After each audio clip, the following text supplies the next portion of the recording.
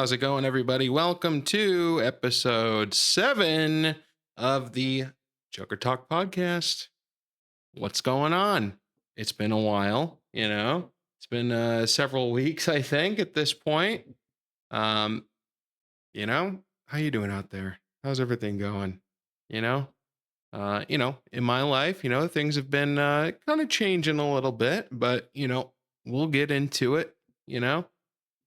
So first and foremost, I do want to talk about a couple of things that came up today specifically that I'd like to share with you all. Um, you know, Kate, my significant other, right?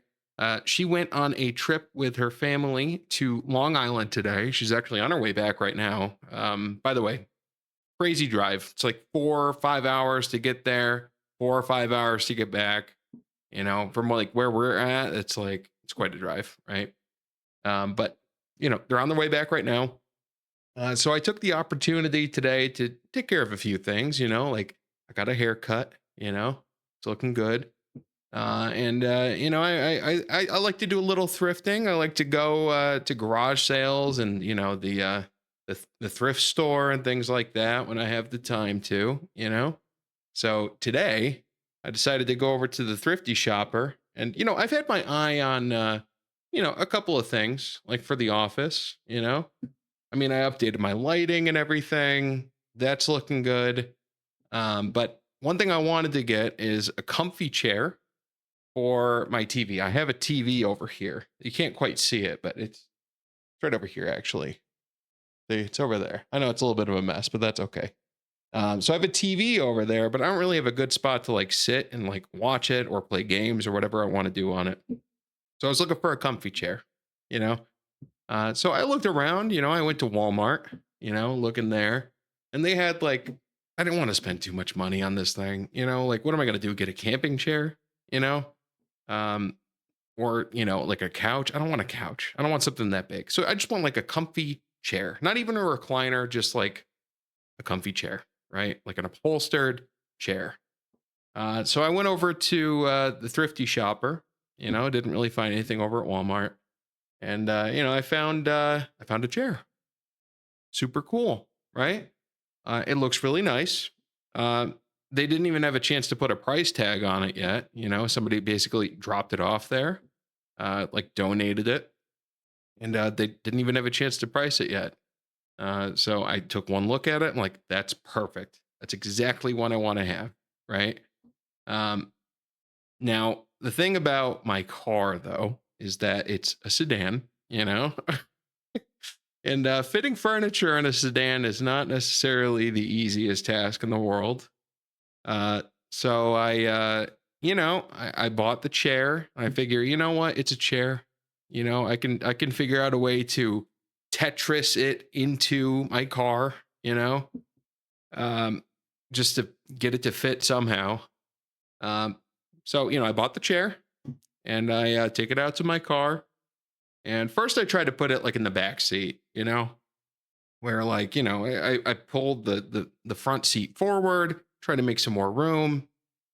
It wouldn't even fit through the door, right? Um, so I pull the seat back again, and I'm like, okay, maybe it'll fit in the passenger seat, right?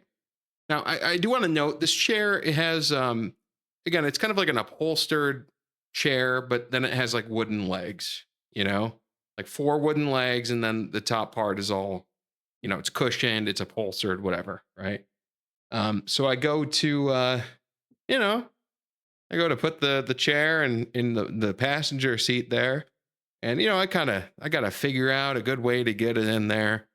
It's a little bit difficult, but I find an angle where I'm able to finally just kind of get it in the car, you know, and well, lo and behold, I broke my windshield. So that's it's if you're not watching the screen, feel free to look right now. I know some of you like to listen in, but I did pull up a picture here. As you can see, the foot of this chair went directly into my windshield, and there's a huge crack in it now. uh, It's the first time I ever did something like that, you know? And it, you know what? I don't even get annoyed about stuff like this. To me, it's kind of funny, right? It just kind of goes to show you never know what's going to happen. Things just kind of happen when you least expect them to, right? In a situation like this, what are you going to do? You know, I call it like it's an oopsie. I made a mistake. I tried to get it in there. Whoopsie daisy. It happens, right?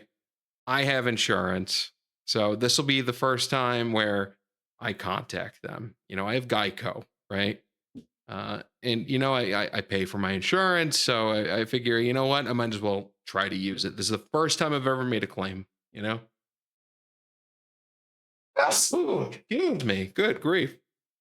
First time I ever made a claim. So I go on the Geico app, and it's real simple.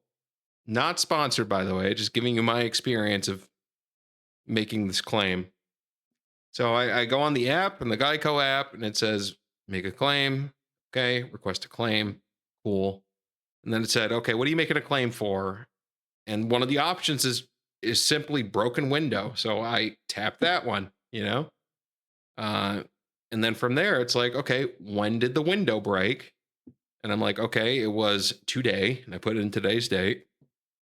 And then it also asked, okay, which window is it? And I said, okay, it's the windshield, you know? And then it tells me, uh, hey, uh, you're covered. It's free. And I'm like, oh, thank God. Because I had no idea how much a windshield is going to cost. So, long story short, it all works out. I'm getting a new windshield. Thank goodness for Geico. I won't say it's the cheapest insurance, but I got to say it's coming clutch this time. So there's that. I used to have AAA. I don't have AAA anymore, but if ever I need to like go on a road trip, that's when I sign up for AAA. In case my car breaks down, they can tow me like 100 miles, and that comes in handy. But unless I'm going on a road trip, I don't really need it. So I have Geico. I'm getting a free windshield. So I have an appointment booked with Safe Flight next weekend. I go in, I get it replaced. Done deal. You know. So that was a fun little experience today. Um, yeah, there's my broken windshield. So there's that. There's a couple other things I'd like to work on with my car though. It's a 2011. And it's an Acura, and it's lasted quite a while. It runs great. I don't really see a reason to get a new car or anything like that. As long as this one still works, I'm good. You know, um, it's just little things like this that are like, oh god, okay, well. But the thing is, too, is because it's an Acura, it takes Honda parts, which are, not expensive to replace. So that's nice. Um, so yeah, that's what happened today. But other than that, today I just been dorking around. Made sure to call my mom. Hey, if you're listening, make sure to talk to your family once in a while. Make sure you get in touch. You don't want to be too isolated out there. But yeah, broke my windshield. That's fun. What else is going on? Oh, other than that, uh, honestly, I really don't have much to get into. I have been on a diet though. So that's a new thing. So far, I have lost 15 pounds. That's pretty good. And that's just over the past few weeks. I'm not gonna lie, I'm a pretty heavy set guy, right? And one thing I've been very cognizant of, at least over the past couple of years, is just taking care of my health, you know, trying to stay in touch with, number one, my mental health. That was the first thing. Because once you can work on that, then you can work on the other things too, right? If you're in a better spot mentally, you'll feel more prepared to handle the other things that you might need to take care of. And that's what I've been doing, right?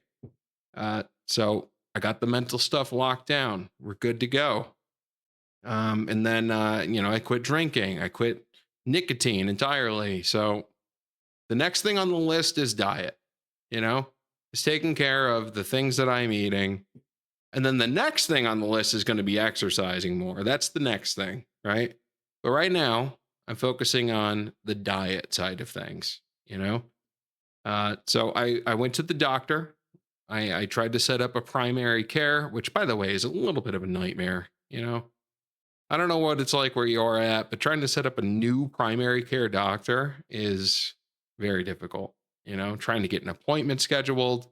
Um, you know, I attempted to get a primary care set up like last year, but every time the appointment was coming up, like a week out, they would call me and say, "Hey, we have to reschedule." Like every single time, it was like clockwork.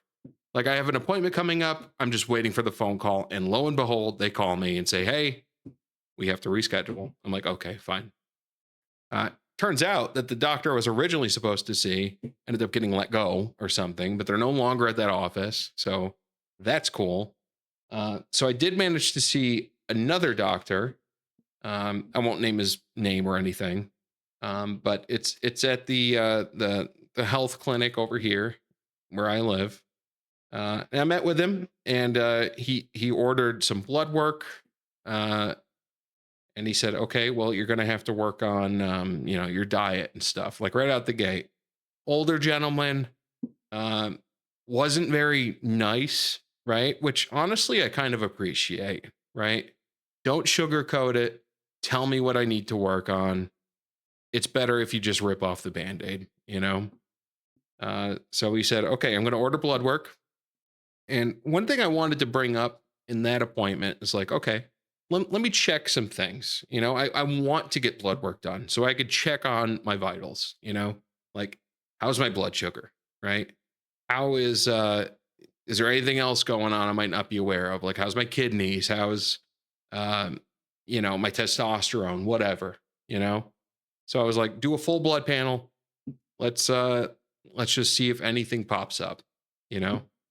Um, so he orders it, and it was for a few weeks past that.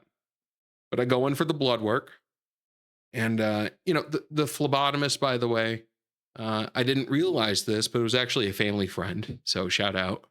And she took care of me. She was very kind, and I had my blood work done. And about a week later, I get a phone call from the clinic just to give me a heads up about like, hey, your results are in. Make sure you could check them out on the app. But they also let me know that from the results, one thing was what they said to be alarmingly high, which means that that's something I'm going to have to work on, right? And that was my triglycerides. Okay. And for those of you who don't know, what triglycerides are, it's basically the thing in your blood that carries plaque to your arteries, right? High triglycerides over a prolonged period of time can cause a number of different issues, including, but not limited to, heart failure and pancreatitis. Both of those are fatal, you know? So basically, high triglycerides are like one of the leading things that can cause like a heart attack or even diabetes for that matter because of the pancreas, right? So that's not good. Um, the limit for the high end for triglycerides is I don't necessarily know what the numbers mean, but the high end limit is supposed to be around 150. You know, I was over 600, so that's not good, folks. That's not good. Alarmingly high. So what do I do with this information? Some people might get depressed. Some people might freak out or whatever. I decide to be proactive. I'm like, okay, fine. Okay, this is the news I needed to hear. Okay, you've given me a number. I can work with a number. Okay, I have a tangible goal now. You give me a number, I'm going to bring the number down. I'll make damn sure of it. Okay, turns out I don't want to die. So there's that, right? I would like to continue to live. and not have a heart failure or a triple bypass, which at this rate, I would. It would end up being inevitable, right? So, first things first, I decided, you know what? Whatever snacks I have right now, whether that be like frozen pizza or Pop Tarts or whatever else I have lying around that I like to snack on, goldfish, um, I'm just going to finish this.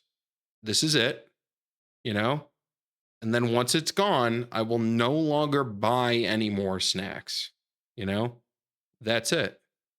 And that's what I did, you know.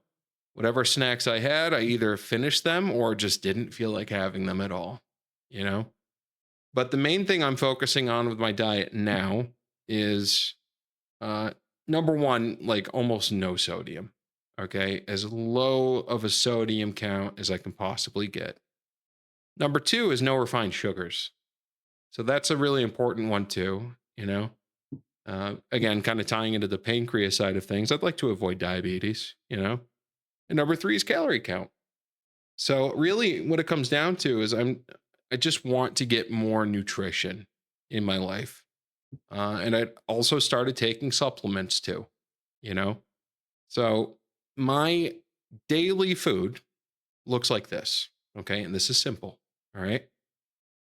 I bought a rice cooker. So I make rice. Right now it's white rice, right?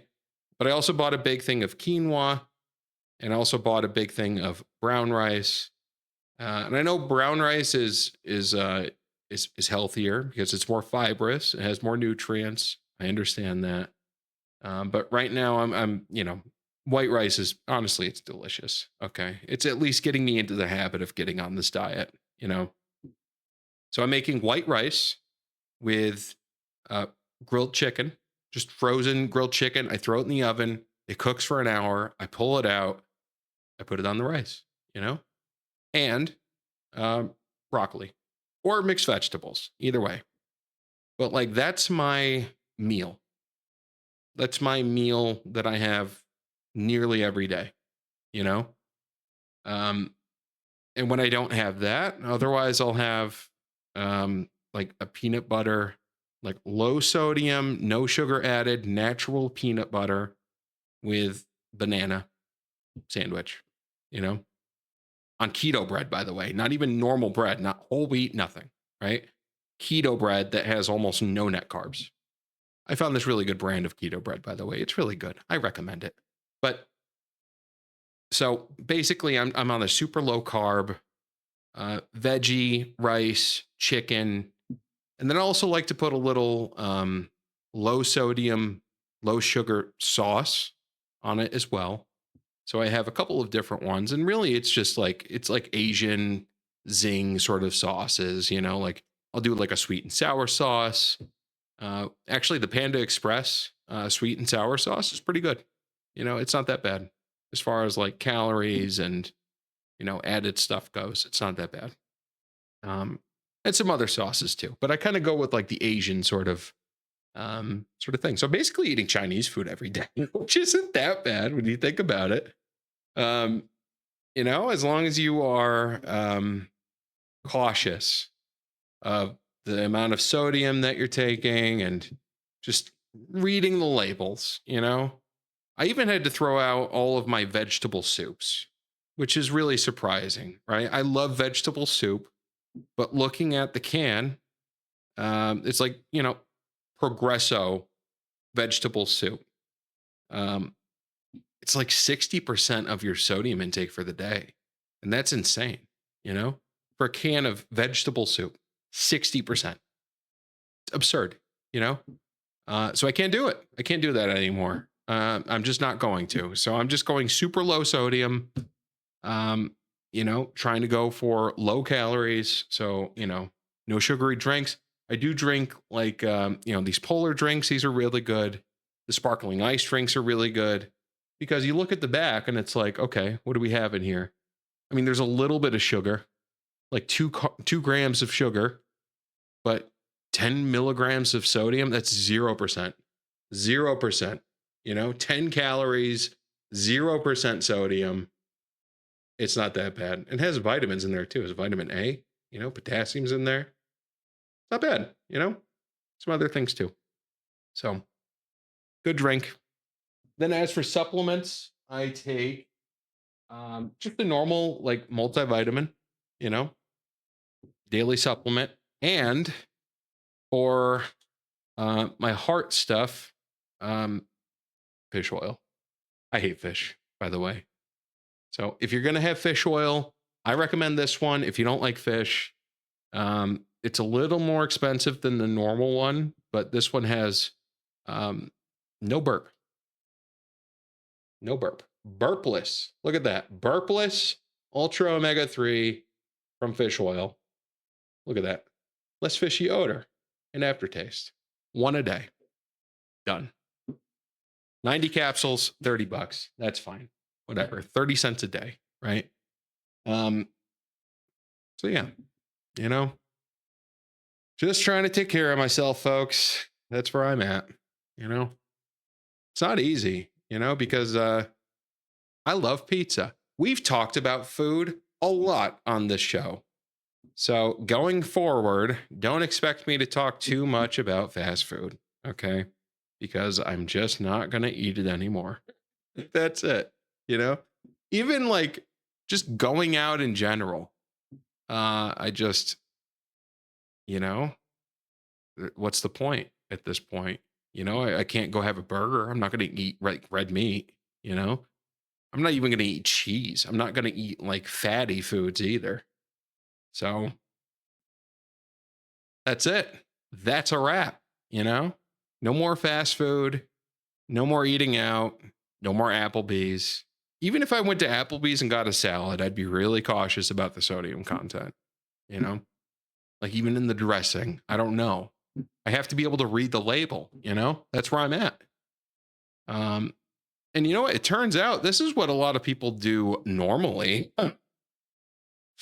For a long time there, I just did not care about what I was putting in my body. Like I was eating just frozen pizza, and I was eating goldfish crackers, and that was my main diet is goldfish and frozen pizza.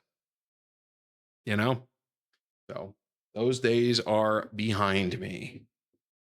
Um, that's it. So I've lost 15 pounds already. I got to say, good for me. Good for me. Where's the button?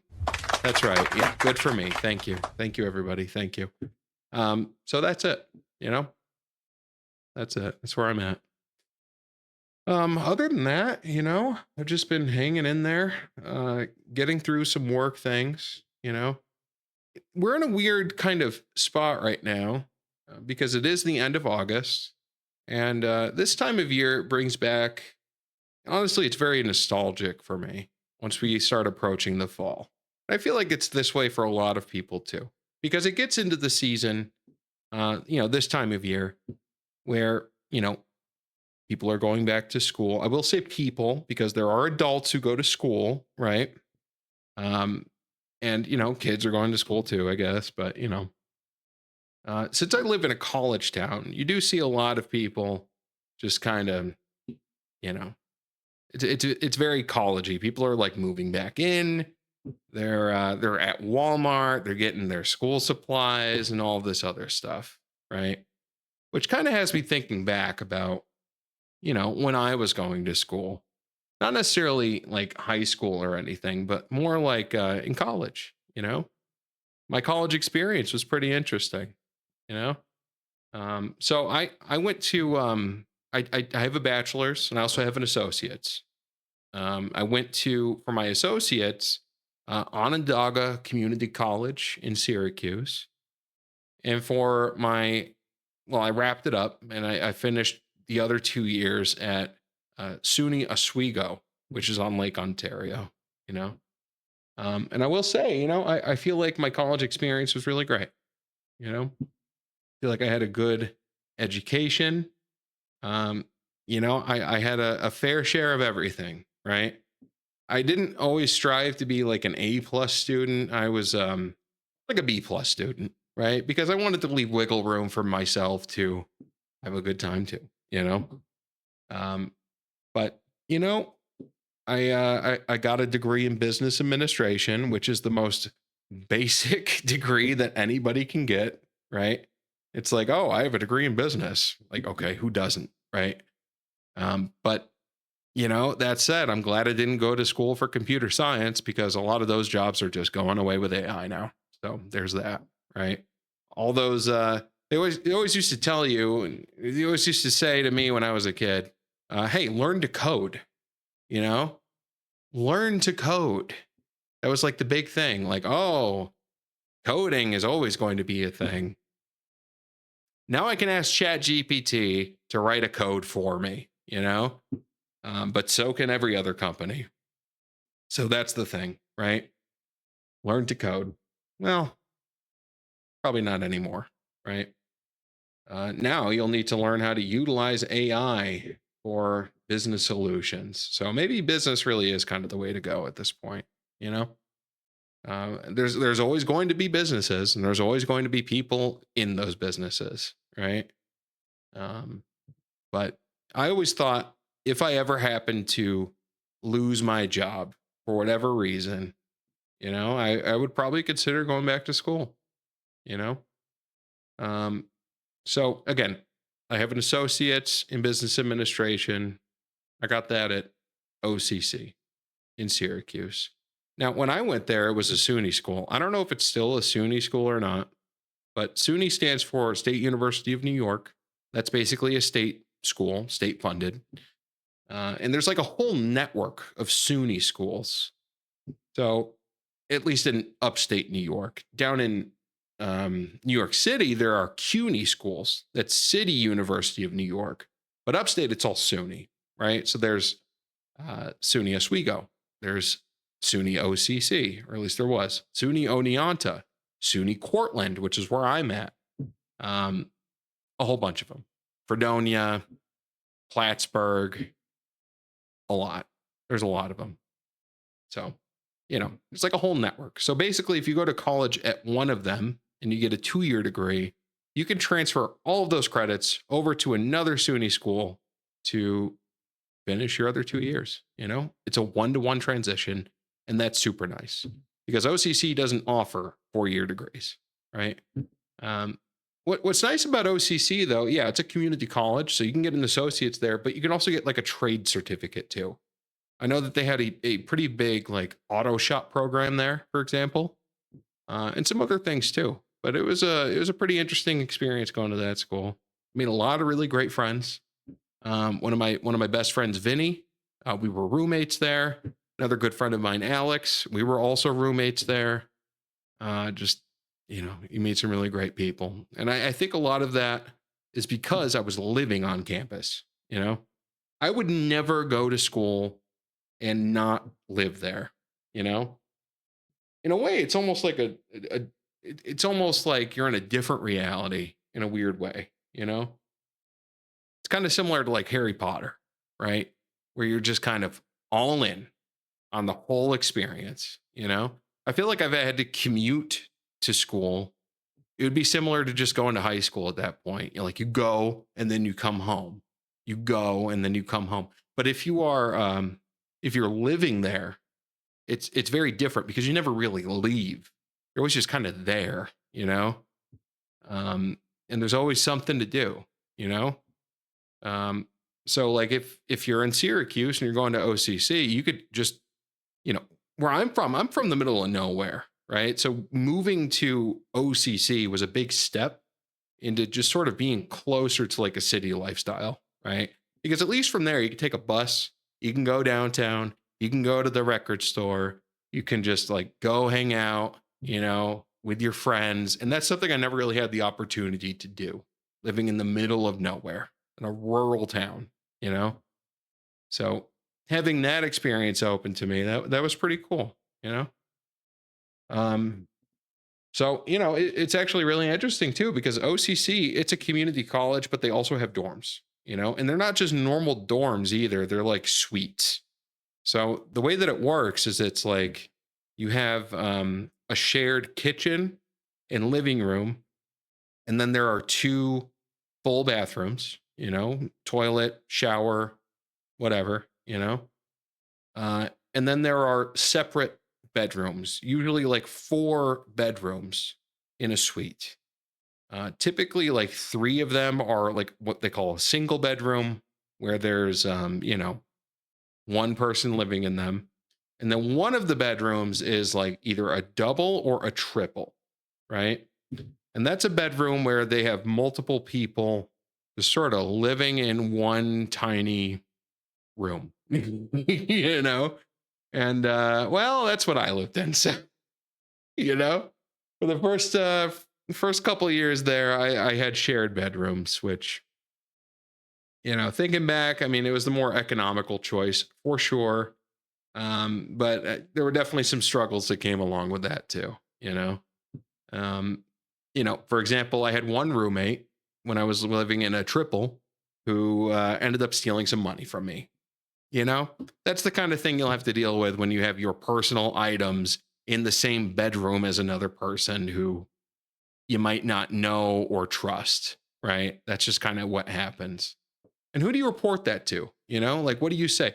And how do you even like figure out that you have money missing? You know? Um, it's not like you have like a safe, although maybe I should have had a safe at that point, but I was 18, what are you gonna do?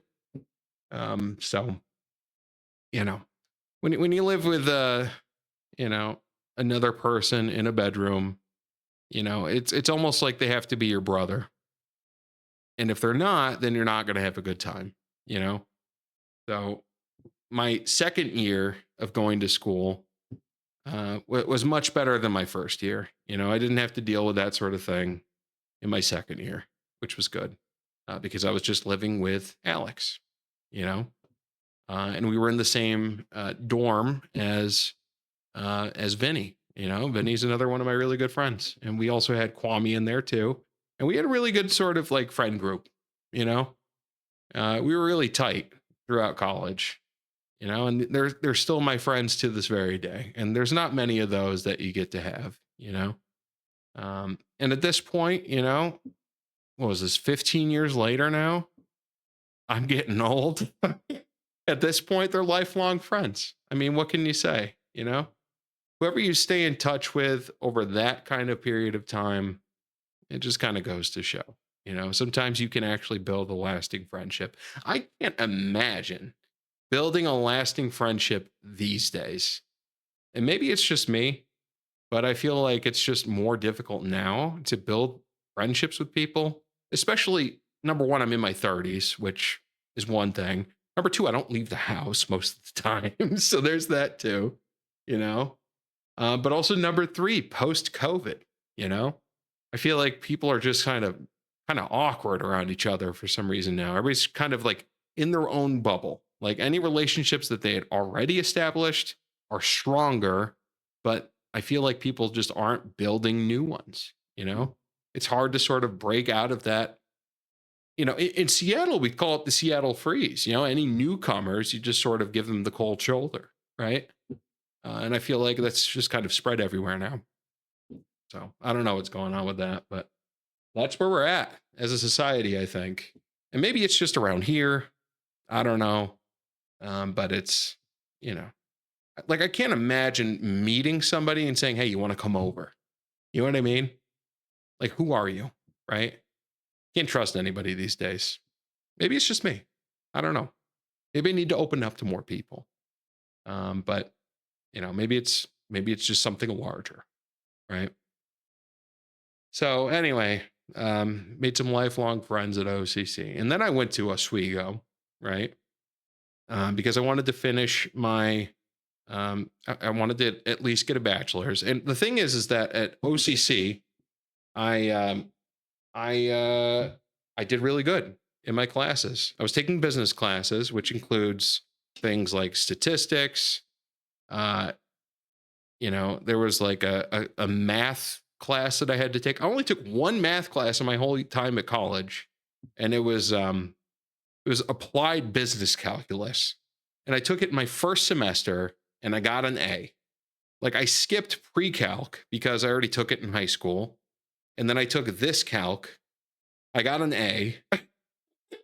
Thank you. Thank you, Mr. Bufa, by the way.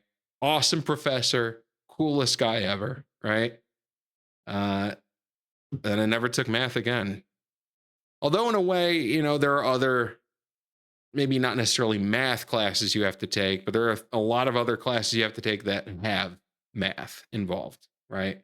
Like statistics, which, by the way, I was not a huge fan of statistics. I wish I understood it more. And also, for that matter, economics, never a huge fan of economics either. I think there's just like something with like the grand scope of things that just kind of goes over my head. I don't know. I like to focus on sort of the little like microcosms of things that are happening, you know? And that's why I really enjoyed accounting. Accounting was very much a forte of mine when I was in college, I took the first accounting class, easy A, you know, easy A. It's so simple learning accounting in the first semester. And once you build up a basis of understanding accounting, you can kind of take off. Like you can apply that knowledge to everything else. Like you build the basics, which is, it's very simple. Okay. Accounting is just A equals L plus OE. And as long as you do that forever, everything's fine. But really the challenging part is like understanding what goes into each of those categories, right? So A is assets. Assets are things that you or your business owns, right? Your assets is always supposed to be equal to your liabilities, that's L, which are things that you need to pay for, plus equity, which is what the entrepreneur brings to the business, whether that be capital or usually it's just capital, right? It's money, it's investments, you know? So your assets will always be equal to investment and then just minus whatever your liabilities are. And it's very simple when you think of it that way, you know? But it goes back and forth, right? So an asset, for example, isn't just something that your business owns. Like it's not just like, hey, I have office supplies. Here are my assets, right? No, it's not necessarily just like the physical things that you have. It's also accounts receivable. Meanwhile, on the other side of the table is accounts payable. That's a liability. Basically, accounts receivable is people who owe you money. That's an asset. Accounts payable is we owe somebody else money. That's a liability, right? So once you kind of wrap your head around stuff like that, accounting is very, very simple. As long as you know how to organize the numbers and read a balance sheet, you know? So I got an A in my first semester with accounting. My second semester of accounting, I was referred by my professor of accounting to become a tutor for accounting, where basically I was working in this little office, which was just sort of like over just on the floor where my accounting classes were. And I would help people with their accounting homework. They would come in and I would sit down with them and I would explain to them pretty much exactly what I just did, uh, how to get through their homework. And it would always be right. you know, I don't know why. I just found it to be like super, super simple. Accounting is just like it's numbers. It's not even math, really. It's just like this number equals this number. Okay. What does that number represent? It's this, you know, it's not difficult. It's really not that challenging. So just being able to explain that to people and letting them get on the same level as me as far as like understanding it goes a long way, you know? Like if you can understand it at the basic level, you can apply that knowledge through the rest of the class and it all becomes real easy, you know? Um, and that was a great gig. It was like a little part-time thing. I'd work like 10, 12 hours a week, just doing like tutoring stuff. Just earning a little bit of money while I'm going to college. And yeah, you know, I taught people accounting, which in turn allowed me to understand accounting even better. They always say that teaching is the best way to learn, right? Because if you can explain it to somebody else, if you can explain something to a 5-year-old, that means you understand it at a fundamental level, right? Um, so I got an A in my first semester. I got an A in my second semester in accounting, and I ended up getting referred to Oswego for basically the accounting master's program for a CPA, which would be a 3-year program where the first 2 years I just sort of wrap up my bachelor's, and then the last year is just sort of like sprinting through to get the CPA. You know, um, and I got accepted into this program. Not many people do, apparently. Um, I was stupid. Okay, because when I got to Oswego, I realized that there were a lot of things just sort of going on at Oswego, and I realized that maybe going down this like accounting path wouldn't be for me. That's what I thought, right? Um, so instead, what I did is I switched my major from this awesome accounting program to just standard business administration, which I will say not not my brightest moment. Which, if I could go back in time, right? If I could just reel it back in time and change my mind and stick with the accounting program, I think I might have been a lot better off in life. Things would have been vastly different. That was like a fundamental, life changing decision, you know? And it might sound simple because it's just like, okay, what major am I taking? But really, that was the deciding factor between completely separate livelihoods, you know? Like, do I go with becoming an accountant or literally anything else? That's what I was kind of facing at that point. So, under that sort of pressure, um, I don't want to necessarily say I cracked, but well, look at this window. Again. Anyways, um, I decided to go with business administration instead, which at the end of the day, I'm happy I did. Um, I do. You see, here's the thing, right? If I went back to school, I would obviously do the accounting program. I would just try to go for the CPA. If I went back to school now, that's what I would go for. And that's kind of what I was trying to get to before, but just give you a little bit of history about why I might make that decision. Accounting is simple. I enjoy doing it. I enjoy working with numbers in that way. Um, and there's a lot more that kind of goes into it as far as like legal things go. And that's another thing that I really enjoyed too is business law. I actually really enjoyed that too. But like learning tax codes and all that stuff, that's where it gets a little bit trickier. But I think that becoming an accountant would be it'd be really cool. I think that's something that I might like to do sometime in the future. So TBD on that. Put a pin in that one, right?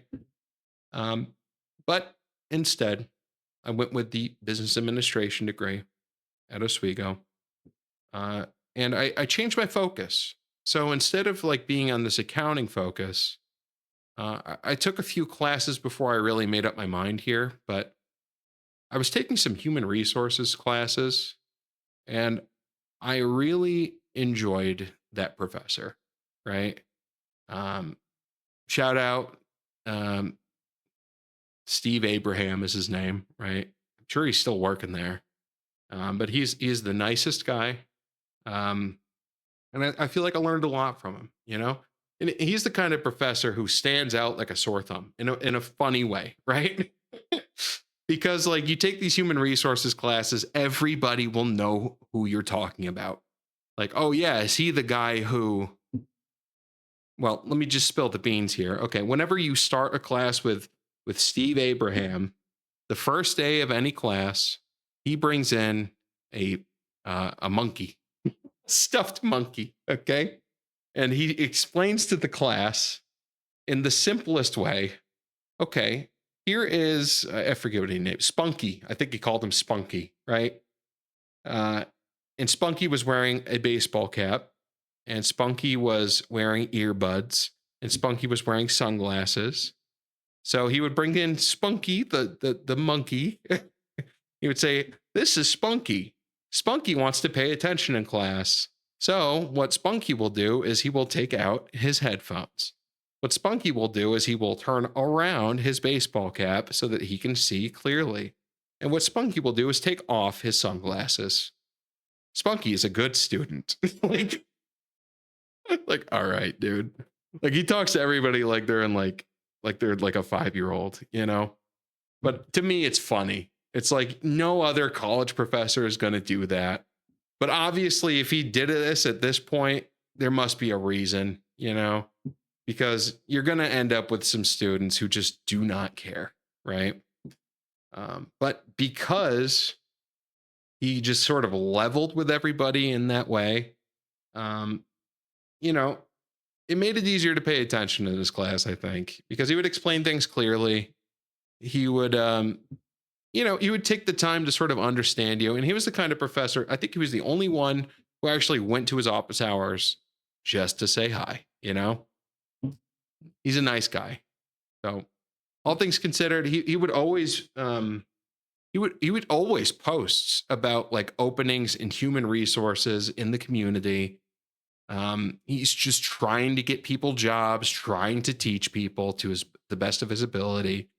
Great guy, you know? So for that reason, yes, I switched to the business administration major, but I also had a focus in human resources, you know? So I learned a lot more about like employment law and, like Title VII of the Civil Rights Act, like anti discrimination things.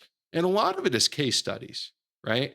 A lot of it is like court documents, like learning about various cases and actual court cases where a business was sued for XYZ reason and the court's decision about that case and going over the evidence that was presented that led to this decision and sort of like understanding the why of how they got to that decision and using that as an example of it's case law. It stands unless it gets appealed, then that's the letter of the law. Like a court has made a decision and that's it, you know. They're going over those sorts of examples. It helps you learn, because those are real world situations. Like, for example, let's say that a man is hired at Hooters, right? Now, there is a sort of implication with Hooters that, they might hire people who are female typically, but if a man is refused to work there, uh, is that discrimination? And that's the kind of case you would get into and you would go over the evidence. Like, okay, so applying this law, here's what discrimination is, but also keeping this in mind if it is a fundamental purpose of the business. Like, for example, you're casting for a movie, right? But in the movie, you have a female character. Obviously, you wouldn't cast a male character for that role, right? Because the casting calls for a female, you know? in a similar vein, you can apply that to other businesses as well. So for something like Hooters, for example, if it's a part of the business model and there is a need for it to be a female, then you would apply that, right? And if so, if there is a need for it to be a female, it would not be discrimination, right? Um, so I actually forget the result of that case, but that's the kind of case you would get into, right? So it does bring up like ethical dilemmas, and it gives you a breakdown of like, you know, where did the court go with this, and you go over the judge's statements and their thought process and all this other stuff. And what was really interesting too is you would split it up, right? Like sometimes we had a whole class just about unions, you know, where we would do these exercises where half of the class would be on the management side of things and have to argue on behalf of management. And then the other half of the class would have to argue on behalf of union representatives, you know, and you'd have to come up with valid points for each side, you know, and you'd have to work as a team to do that. Um, so, you know, we had a lot of practical exercises that we did to really understand these sorts of cases and how to apply them to the real world, you know? So I feel like I learned a lot in those classes. Was it accounting? No. Would I have done well with accounting? Absolutely. But I'm glad I did the HR stuff too. Especially because not only did I do the human resources side of things, but in my second year, I decided to take on a minor in audio design and production. And that was awesome. Okay. Maybe I'll get more into that another time. But I did take up a minor in audio design and production. And, you know, I've always had kind of a musical past. Maybe the next time we'll talk more about music, right? But you know what? On that topic, I do want to talk about this week's album of the week. Yeah. Album of the week. That's right. So, this week's album of the week, and I'm not necessarily going to hold it up, but it is sitting right here. Okay. If you're looking at the screen, this album I actually found at the Soundgarden. Apparently, it had just come in that day when I found it. But it is the soothing sounds of the apocalypse from Fallout, right? Specifically, this is from the Fallout TV show, but I'm also a huge fan of the Fallout, the video games too, right? Fallout 3 is incredible. I love that game. Fallout New Vegas is awesome. Fallout 4 is great. And I actually just started playing this expansion, this like mod for Fallout 4. It's called Fallout London, right? But for those who aren't aware, Fallout is set in this sort of like retro, futuristic, um, post apocalypse where, like, you know, it's an alternate version of history thing where China essentially dropped a bunch of nuclear bombs on the United States. And you know, there's people living in vaults, and they were rushed to vaults, and they ended up living there for a long time, and then eventually they came out of the vaults, and they started migrating out into society. And there were also on the surface people who survived throughout without going into vaults, because the people who went into the vaults were, you know, they were selected to go into the vaults, and a lot of them were like aristocratic and rich kind of people, you know. That being said, the music though, because it's retro futuristic, a lot of the music is from like the 1930s, 1920s, like big band swing music, you know, which is really cool because when you're playing these games, you know, on your arm you have this thing called a Pit Boy, you know, and you know, on it you can actually turn on a radio, and on the radio it's just these big band songs. And you know, as you're sort of listening and bobbing your head to like these like little doo-wop songs, you're running around the wasteland shooting gigantic cockroaches, and it's a blast, right? But anyways, this album right here does contain a collection of some of those songs that you might hear in the TV show. Some of these include, let me actually grab it really quick.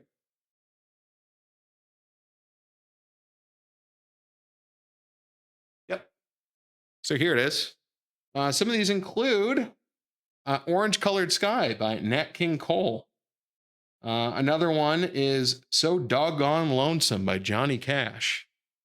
Um, just a lot of them. The Ink Spots are on here. They're actually really famous for sort of being in these soundtracks, the Ink Spots. But anyway, you know, great tunes. The Soothing Sounds of the Apocalypse from the Fallout TV series.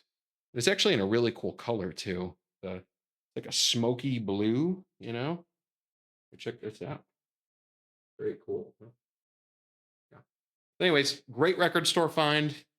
Actually kind of hard to get, I guess, because they don't even have a Discogs link for it. So there's that, right? But anyways, that is this week's album of the week. Album of the week. Yeah. The Soothing Sounds of the Apocalypse, presented by Voltec. There you go. And yeah, you can check out the Fallout series. Definitely recommend it. That show is awesome. It's on, I think, Amazon Prime. So, hey, check it out. Why not? I think season 2 is coming out really soon. So, there you go. But you know what? That said, let's just wrap it up here. I appreciate everybody being here. I appreciate you listening in. Again, I broke my window and we talked a little bit about college stuff because 'tis the season, right? But hey, you know what? Maybe next time I'll be another 15 pounds lighter. We'll see, right? But anyway, I appreciate you being here and thanks. And see you guys next time. Bye bye.